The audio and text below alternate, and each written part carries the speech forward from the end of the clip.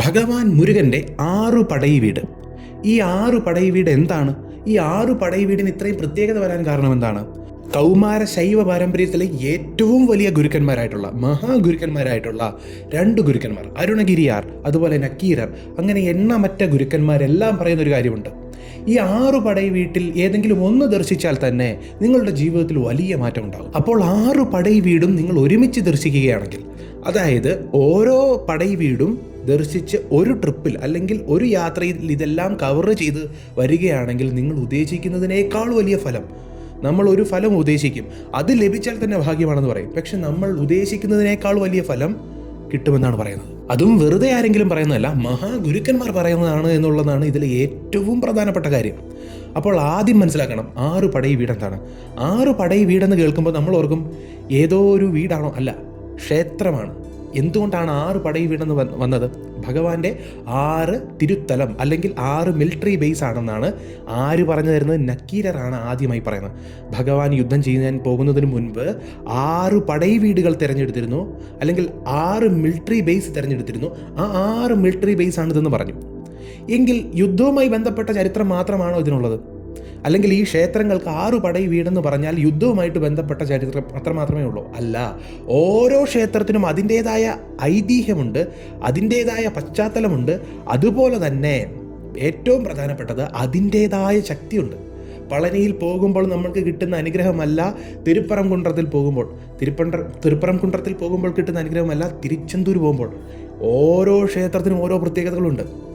എങ്കിൽ ആ ക്ഷേത്രത്തിൽ നമ്മൾക്ക് പോകുമ്പോൾ കിട്ടുന്ന, ഇപ്പോൾ ഒരു ക്ഷേത്രത്തിൽ പോകുമ്പോൾ ജ്ഞാനമാണ് കിട്ടുന്നതെങ്കിൽ ഏറ്റവും ഉയർന്ന ജ്ഞാനം കിട്ടും. ഇനി ഒരു ക്ഷേത്രത്തിൽ പോകുമ്പോൾ കിട്ടുന്ന സെൽവമാണെങ്കിൽ അല്ലെങ്കിൽ ധനമാണെങ്കിൽ ഏറ്റവും ഉയർന്ന തലത്തിലുള്ളത് കിട്ടും.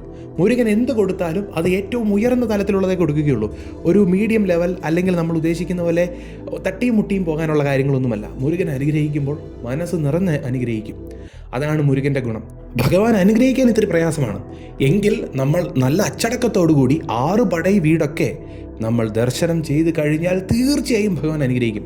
കാര്യം എന്താണ്? നമ്മൾ അത്രയും എഫേർട്ട് ഇട്ട് അല്ലെങ്കിൽ അത്രയും നമ്മൾ പ്രയത്നിച്ച് അത്രയും നമ്മൾ ഡിസിപ്ലിനായിട്ട് 6 പടൈ വീട്ടിലും പോയി വന്നാൽ ഭഗവാൻ തീർച്ചയായും അനുഗ്രഹിക്കും. കാരണം നമ്മൾ എത്ര കഷ്ടപ്പെടുന്നോ അതിനനുസരിച്ച് അനുഗ്രഹം തരാനാണ് ഭഗവാൻ ഇഷ്ടം. അതായത് ഓരോ ദേവന്മാർക്കും ഓരോ സ്വഭാവമുണ്ട്.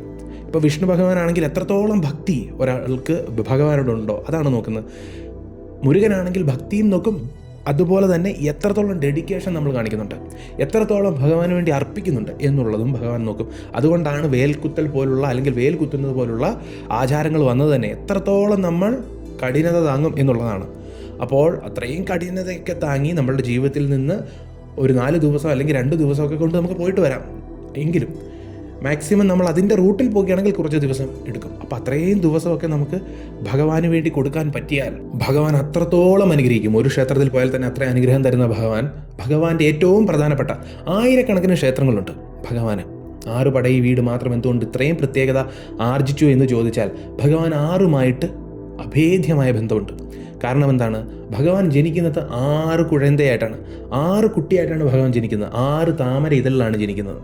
ഓരോ താമര ഇതളും ഓരോ ആധാരങ്ങളെ കുറിക്കുന്നതാണ്. ഈ 6ആയി ജനിച്ച ഭഗവാനെ ഒന്നായി അറുമുഖനാക്കി മാറ്റിയത് ദേവി പാർവതിയാണ്. ശക്തിയാണ് യോജിപ്പിച്ചത്. കുണ്ടലിനി ശക്തി മനോന്മണി തായി എന്ന് പറയുന്ന അമ്മയുമായിട്ട് നല്ല ബന്ധമുണ്ട് ഈ കാര്യങ്ങൾക്കെല്ലാം. എന്തുകൊണ്ട് 6 പടൈ വീടും മുരുകനുമായിട്ട് ബന്ധപ്പെട്ടിരിക്കുന്നു എന്ന് ചോദിച്ചാൽ അതിനൊറ്റ ഉത്തരമേ ഉള്ളൂ. 6 പടൈ വീടെന്ന് പറഞ്ഞാൽ 6 ആധാരങ്ങളെ കുറിക്കുന്നതാണ്. മൂലാധാരം, സ്വാധിഷ്ഠാനം, മണിപൂരകം, അനാഹതം, വിശുദ്ധി, ആജ്ഞ. നമ്മൾ പറയാറുണ്ട് ആജ്ഞയുടെ ദേവനാണ് ഭഗവാൻ. കാരണം എന്താണ്? അറിവിൻ്റെ ദേവനാണ്. അവിടെ നിന്നാണ് പ്രണവം എന്നുള്ളതിൻ്റെ പ്രണവപ്പൊരുൾ നമ്മൾ അറിയുന്നത്, അറിവ് അവിടെ നിന്നാണ് ഉണ്ടാകുന്നത് എന്ന് പറയുന്നു. അപ്പോൾ 6 പടൈ വീടെന്ന് പറഞ്ഞാൽ 6 ആധാരങ്ങളെ, മനുഷ്യ ശരീരത്തിലുള്ള 6 ആധാരങ്ങളെ കുറിക്കുന്ന 6 ക്ഷേത്രങ്ങളാണ് നമ്മൾ പോയി ദർശിച്ചു വരുന്നത്. അതുകൊണ്ട് തന്നെ എല്ലാത്തരം ഒരാളുടെ ജീവിതത്തിൽ അയാൾക്ക് നേടേണ്ട ജ്ഞാനം, ദൈവികമായ ജ്ഞാനം, അയാൾക്ക് വേണ്ട മുക്തി, അയാൾക്ക് വേണ്ട പരിഹാരങ്ങളെല്ലാം, ധനം എല്ലാം ഈ ഒറ്റപ്പോക്കിൽ ധർമാർത്ഥ കാമമോക്ഷം ഉണ്ടാകുമെന്നുള്ള കാര്യത്തിൽ ഒരു സംശയവും വേണ്ട. ഇത് ഞാൻ പറയുന്നതല്ല, സാക്ഷാൽ മുരുകപ്പെരുമാൻ്റെ ഏറ്റവും വലിയ ഭക്തരായിട്ടുള്ള ഗുരുക്കന്മാർ പറയുന്ന കാര്യമാണ്. അപ്പോൾ ഏതൊക്കെയാണ് 6 പടൈ വീട്? അതിലൊന്ന് തിരുപ്പറംകുன்றമാണ്. അത് കഴിഞ്ഞാൽ തിരുച്ചെന്തൂർ, പിന്നെ പളനിയിൽ തന്നെ തിരുവാവണംകുടിയിലും പോയിരിക്കണം. അതുപോലെ തന്നെ സ്വാമിമലൈ, തിരുത്തണി, പഴമുതിർച്ചോല, ഇതാണ് അതിൻ്റെ ലിസ്റ്റ്. ഭഗവാന്റെ 6 പുണ്യസ്ഥലങ്ങളുടെ ആ ഒരു ശ്രേണി ഇങ്ങനെയാണ്: തിരുപ്പറംകുണ്ട്രം, തിരുച്ചെന്തൂർ, പളനി, സ്വാമിമലൈ, തിരുത്തണ്ണി, പഴമുതിർച്ചോലൈ.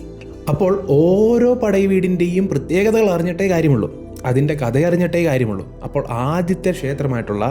ആദ്യത്തെ പടൈവീടായിട്ടുള്ള പുണ്യസ്ഥലമായിട്ടുള്ള തിരുപ്പറംകുണ്ട്രത്തിൻ്റെ പ്രത്യേകത എന്താണെന്ന് നമ്മൾ അറിയണം. 8-ാം നൂറ്റാണ്ടിൽ സുന്ദരപാണ്ഡ്യനാണ് ഈ ക്ഷേത്രം പുനർനിർമ്മിച്ചത്. അതിനു മുൻപ് ഒരു ചെറിയ ഗുഹാക്ഷേത്രം മാത്രമായിരുന്നു. അപ്പോൾ ആ ക്ഷേത്രത്തിൻ്റെ പ്രത്യേകത എന്താണ്? ഈ ക്ഷേത്രത്തിൽ വെച്ചാണ് ഭഗവാൻ മുരുകൻ്റെ ഭാര്യമാരിൽ ഒരാളായിട്ടുള്ള ദേവയാനൈ അല്ലെങ്കിൽ ദേവസേനയെ വിവാഹം കഴിക്കുന്നത്. ഇന്ദ്രൻ്റെ പുത്രിയായിട്ടുള്ള ദേവസേനയെ വിവാഹം കഴിക്കുന്ന കഥ നമ്മൾക്കറിയാം. ശൂരപത്മനെ വെன்றതിന് ശേഷം അല്ലെങ്കിൽ കൊന്നതിന് ശേഷം, വിജയിച്ചതിന് ശേഷം ഭഗവാൻ മുരുകൻ ദേവസേനയെ വിവാഹം കഴിക്കുകയാണ്. ഇന്ദ്രൻ ഭഗവാൻ മുരുകന് സ്വന്തം പുത്രിയെ വിവാഹം കഴിച്ചു കൊടുക്കുകയാണ് ഉണ്ടായത്. അപ്പോൾ ആ കഥ നടന്ന അല്ലെങ്കിൽ ആ സംഭവം നടന്ന തിരുത്തലം അല്ലെങ്കിൽ പുണ്യസ്ഥലം എന്ന് പറയുന്നത് തിരുപ്പറംകുണ്ട്രമാണ്. അപ്പോൾ തിരുപ്പറംകുണ്ട്രത്തിൽ നിന്നാണ് നമ്മൾ തുടങ്ങുന്നത്. ആദ്യത്തെ തിരുത്തലം തിരുപ്പറംകുണ്ട്രം. ഇനി അടുത്ത തിരുത്തലമാണ് 2ാമത്തെ പടൈവീടായിട്ടുള്ള തിരുച്ചെന്തൂർ. ഈ തിരുച്ചെന്തൂർ വെച്ചാണ് അമ്മ പാർവതിയുടെ കയ്യിൽ നിന്ന് ഭഗവാൻ മുരുകൻ ശക്തിവേൽ കൈ വാങ്ങുന്നത്. ആ കൈ വാങ്ങിയ ശക്തിവേൽ ഉപയോഗിച്ച് ഭഗവാൻ ആദ്യം ചെയ്യുന്നത് ദാഹം തീർക്കാനായിട്ട് അവിടെയുള്ളവർക്ക് വേണ്ടി എന്താ ചെയ്യുന്നത്? നാഴിക്കിണർ കുഴിച്ചു കൊടുക്കുന്നു. ആ നാഴിക്കിണറിൽ നിന്ന് വന്ന വെള്ളം ഇപ്പോഴും അവിടെ ശുദ്ധമായി, ഉപ്പ് കലരാത്തതായ വെള്ളമായി അവിടെ ഉണ്ട്. അതുകൊണ്ട് തന്നെ പലരും അവിടെ കുളിച്ചതിന് ശേഷമാണ് തിരുച്ചെന്തൂർ ക്ഷേത്രത്തിലേക്ക് എത്തുന്നത്. ആദ്യം കടലിൽ കുളിച്ച് പിന്നീട് നാഴിക്കിണറിൽ കുളിച്ചതിന് ശേഷമാണ് ക്ഷേത്രത്തിൽ പലരും കയറുന്നത്, ദർശനം നേടുന്നത്. അപ്പോൾ ഈ തിരുച്ചെന്തൂരിലെ ഈ തിരുത്തലത്തിന് വേറൊരു പ്രത്യേകതയുണ്ട്. ഭഗവാൻ ശൂരപത്മനെ കൊന്നു എന്നുള്ളതാണ് നമ്മൾക്കറിയാം. വേല് കൈവാങ്ങി എന്ന് പറഞ്ഞപ്പോഴേ നമ്മൾക്കറിയാം ഇവിടെ വെച്ച് എന്താണ് സംഭവിച്ചത്. ശൂരപത്മനെ 2ആയി പിളർന്ന്, ശൂരപത്മൻ എന്ന അസുരനെ 2ആയി പിളർന്ന സ്ഥലമാണ് തിരുച്ചെന്തൂർ. ആദ്യത്തേത് ദേവസേനയെ വിവാഹം കഴിച്ചതാണെങ്കിൽ 2ാമത്തെ സ്ഥലം എന്ന് പറയുന്നത് അതിന് കാരണമായ യുദ്ധം, അതിൽ ശൂരപത്മനെ വെன்ற സ്ഥലമാണ്, ശൂരസംഹാരം നടന്ന സ്ഥലമാണ്. അതുകൊണ്ട് എല്ലാ വർഷവും ശൂരസംഹാരം തിരുച്ചെന്തൂരിൽ നടക്കാറുണ്ട്. വേറൊരു പ്രത്യേകതയുണ്ട്. കടലിന് അരികിലുള്ള ഒരേ ഒരു മുരുകക്ഷേത്രം, ഒരേ ഒരു പടൈവീടെന്ന് പറയുന്നത് തിരുച്ചെന്തൂരാണ്. കാരണം നമ്മൾക്കറിയാം ബാക്കി എല്ലാ തിരുത്തലങ്ങളും ബാക്കി എല്ലാ മുരുകക്ഷേത്രങ്ങളും മലയ്ക്ക് മുകളിലാണ്. ഈ ഒരു ക്ഷേത്രം മാത്രമാണ് കടലിനരികിലുള്ളത്. ഇനി അടുത്ത പടൈവീട് 3ാമത്തെ പടൈവീടാണ് മലയാളികൾക്ക് ഏറ്റവും പ്രിയപ്പെട്ട, ഏറ്റവും കൂടുതൽ മലയാളികൾ ചെല്ലുന്ന പളനി. പളനിയുടെ കാര്യം നമ്മൾക്കറിയാം. പഴം നീ എന്നാണ് അതിനർത്ഥം. പഴം അവിടെയുണ്ട്. പഴത്തിനർത്ഥം എന്താണ്? ജ്ഞാനപ്പഴം. ജ്ഞാനപ്പഴമായിട്ടുള്ള മുരുകൻ ജ്ഞാനമേകുന്ന സ്ഥലമാണ് പളനി. ആ പളനിയിലെ കഥ നമ്മൾക്ക് ആ പഴവുമായി ബന്ധപ്പെട്ട് തന്നെ അറിയാവുന്ന കാര്യമാണ്. പണ്ട് ചേട്ടനും അനിയനും തമ്മിലൊരു മത്സരം നടന്നിരുന്നു. ആരാണോ ആദ്യം ലോകം മുഴുവൻ ചുറ്റി വരുന്നത് ആ ആൾക്ക് മാമ്പഴം കിട്ടുമെന്നുള്ളതായിരുന്നു അവിടെ കാര്യം. എങ്കിൽ തന്ത്രം ഉപയോഗിച്ചുകൊണ്ട് ഗണപതി ഭഗവാൻ അത് നേരത്തെ നേടിയെടുത്തിരുന്നു. ഭഗവാൻ മുരുകൻ എല്ലാം കഴിഞ്ഞു വന്നപ്പോൾ ഗണപതി ഭഗവാന്റെ കയ്യിൽ മാമ്പഴം ഇരിക്കുന്നതാണ് കാണുന്നത്. അത് കണ്ട് പിണങ്ങിയിട്ടാണ്, അല്ലെങ്കിൽ ആ ഒരു ചതി എന്നുള്ളൊരു ചിന്തയിൽ നിന്നാണ് ഭഗവാൻ മുരുകൻ കൈലാസം വിട്ട് പിന്നെ പളനിയിലേക്ക് പോയത്. അങ്ങനെ പളനിയിലെത്തിയ മുരുകനെ നോക്കി അമ്മ പാർവതി പറയുന്നുണ്ട്, എന്തിനാ മോനെ നിനക്ക് പഴം, നീയല്ലേ ജ്ഞാനപ്പഴം. ആ ജ്ഞാനപ്പഴമായിട്ടുള്ള സിദ്ധന്മാർ പോലും ഞാൻ കായായിരിക്കുമ്പോഴല്ല, ജ്ഞാനപ്പഴമാകുമ്പോൾ, ഞാൻ പഴമാകുമ്പോൾ എനിക്ക് പോകാൻ പറ്റിയ, അല്ലെങ്കിൽ ഞാൻ എല്ലാം നേടിക്കഴിഞ്ഞ് മോക്ഷത്തിനായി പോകേണ്ട സ്ഥലമാണ് പളനി എന്നാണ് പറയുന്നത്. അപ്പോൾ അത്രയ്ക്കും പ്രധാനപ്പെട്ട ഏറ്റവും ഉയർന്ന തലത്തിൽ ഭഗവാൻ കുടികൊള്ളുന്ന ക്ഷേത്രമാണ് പളനി എന്നുള്ളത്. അപ്പോൾ പളനിയുടെ കഥ ഇതാണ്. അതുപോലെ തന്നെ പളനിമല ഏറുന്ന എല്ലാവരും അതുപോലെ ഹിഡുമ്പം മല ഏറാനും തിരുവാവണംകുടിയിൽ പോകാനും മറക്കരുത്. ആ 2 സ്ഥലങ്ങൾ ഏറ്റവും പ്രധാനപ്പെട്ട ശക്തി കേന്ദ്രങ്ങളാണ് പളനിയിലെ. ഇനി അടുത്ത ക്ഷേത്രത്തിന് വലിയ പ്രത്യേകതയുണ്ട്. കാരണം എന്താണെന്ന് പറഞ്ഞാൽ അടുത്ത ക്ഷേത്രത്തിൻ്റെ പേര്, അടുത്ത 4ാമത്തെ പടൈവീടിൻ്റെ പേര് സ്വാമിമല എന്നാണ്. സ്വാമിമല എന്ന് കേൾക്കുമ്പോൾ തന്നെ മുരുകൻ്റെ ഒരു പേര് നമ്മൾക്ക് ഓർമ്മ വരും, സ്വാമിനാഥൻ. മുരുകൻ്റെ പേരാണ് സ്വാമിനാഥൻ എന്നുള്ളത്. അതിനർത്ഥം എന്താണ്? സ്വാമിക്കും നാഥനായിട്ടുള്ളവൻ എന്നാണ്. സാക്ഷാൽ ശിവഭഗവാൻ എന്ന് പറയുന്നത് ഗുരുക്കന്മാരുടെ ഗുരുവാണ്, ദേവന്മാരുടെ ഗുരുവാണ്. ഭഗവാന് മുകളിൽ ഒരു ഗുരുവില്ല. ദക്ഷിണാമൂർത്തി സങ്കല്പത്തിൽ ഏറ്റവും വലിയ ഗുരു അത് ഭഗവാൻ ശിവൻ തന്നെയാണ്.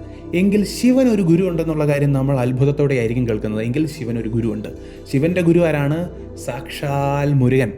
സ്വന്തം പിതാവിന്, അതായത് ലോകത്തിൻ്റെയും ദേവന്മാരുടെയും എല്ലാം സ്വാമിയായിട്ടുള്ള ഭഗവാൻ ശിവന് പ്രണവത്തിൻ്റെ പൊരുള് ഉപദേശിച്ചു കൊടുത്താരാണ്? സാക്ഷാൽ മുരുകൻ. അതുകൊണ്ട് തന്നെ സ്വാമിക്കും നാഥനായിട്ടുള്ള മുരുകൻ്റെ അല്ലെങ്കിൽ ആ ഒരു പുണ്യകാര്യം നടന്ന, അല്ലെങ്കിൽ അത്രയും വലിയ ഒരു കാര്യം നടന്ന തിരുത്തലമാണ് ഭഗവാന്റെ 4ാമത്തെ പടൈവീടായിട്ടുള്ള സ്വാമിമലൈ. ആ പേരിൽ തന്നെയുണ്ട് അതിൻ്റെ അർത്ഥം. അതുപോലെ തന്നെ ഈ ക്ഷേത്രത്തിൽ ഭഗവാന്റെ വാഹനം എന്ന് പറയുന്നത് മയിലല്ല, മറിച്ച് ഭഗവാന്റെ വാഹനം ഐരാവതമാണ്. ഇന്ദ്രൻ ഭഗവാൻ മുരുകന് കൊടുത്തതാണ് എന്നാണ് പറയുന്നത് ഈ ഐരാവതം. അതുപോലെ തന്നെ ഈ ക്ഷേത്രത്തിലെ പ്രതിഷ്ഠ എന്ന് പറയുന്നത് ബാലമുരുകനാണ്. നമ്മൾക്കറിയാം, ഭഗവാൻ ബാലനായിരുന്നപ്പോഴാണ്, കുട്ടിയായിരുന്നപ്പോഴാണ് ശിവഭഗവാൻ പോലും ഉപദേശിച്ചത്. നമ്മൾ ഓർക്കണം, ലോകത്തിൻ്റെ ഗുരുവായിട്ടുള്ള ശിവഭഗവാൻ പോലും. അതാണ് സ്വാമിമലയുടെ പ്രത്യേകത. ബാലമുരുകനാണ് ഭഗവാന്റെ വാഹനം, ഇവിടെ ഐരാവതമാണ്. അതുപോലെ തന്നെ ഭഗവാൻ മുരുകന് സ്വാമിനാഥൻ എന്ന് പേര് വരാൻ കാരണം ഈ ക്ഷേത്രത്തിൽ നടന്ന കഥയാണ്. ഇനി അടുത്ത ക്ഷേത്രവും പേരുകൊണ്ട് തന്നെ കണ്ടുപിടിക്കാവുന്ന ക്ഷേത്രമാണ് തിരുത്തണി. നമ്മൾ ഒരു കർമ്മം ചെയ്തു, വലിയ പ്രയാസപ്പെട്ട് പല കാര്യങ്ങളും ചെയ്തു കഴിഞ്ഞ് നമ്മളുടെ കർത്തവ്യം നിറവേറ്റി കഴിഞ്ഞാൽ നമ്മൾ അടുത്ത് ചെയ്യുന്ന കാര്യം എന്താണ്? വിശ്രമിക്കുക എന്നുള്ളതാണ്. അത് തന്നെയാണ് ഭഗവാൻ ചെയ്തത്. ശൂരപത്മനെ നിഗ്രഹിച്ചതിന് ശേഷം, തൻ്റെ എല്ലാ കർമ്മവും നിറവേറ്റിയതിനു ശേഷം ഭഗവാൻ വിശ്രമിച്ച, അല്ലെങ്കിൽ ആ പരമമായ ആനന്ദത്തെ കണ്ടെത്തിയ, മുരുകനാകുന്ന ആനന്ദത്തെ മുരുകൻ തന്നെ കണ്ടെത്തിയ ആ തിരുത്തലമാണ് തിരുത്തണി എന്ന് പറയുന്നത്. ഈ തിരുത്തണിയിൽ വെച്ചാണ് ഭഗവാൻ വല്ലീ ദേവിയെ വിവാഹം ചെയ്യുന്നതും. എല്ലാ തരത്തിലുള്ള പ്രശ്നങ്ങളും തീർത്ത് കഴിഞ്ഞ്, എല്ലാ തരത്തിലുള്ള കർമ്മങ്ങളും തീർത്ത് കഴിഞ്ഞ് ഭഗവാൻ ശൂരപത്മനെ യുദ്ധം ചെയ്ത് പരാജയപ്പെടുത്തി കഴിഞ്ഞ് ഭഗവാൻ സമാധാനം തേടി അവസാനം വല്ലീ ദേവിയെയും വിവാഹം കഴിച്ച തിരുത്തലമാണ് തിരുത്തണി. അപ്പോൾ ഈ തിരുത്തണി ക്ഷേത്രത്തിൽ ഒരു പ്രത്യേകതയുണ്ട്. തിരുച്ചെന്തൂരിലെ പ്രധാന ഉത്സവം നമ്മൾക്കറിയാം ശൂരസംഹാരമാണ്. അതേപോലെ ഇവിടെ ആടിക്കാർത്തികയാണ് ഏറ്റവും വലിയ ഉത്സവം. ആ സമയത്ത് ഒരുപാട് പേർ തോളിൽ കാവടി ഏന്തി വന്ന് ഭഗവാനിലെല്ലാം സമർപ്പിക്കാറുണ്ട്.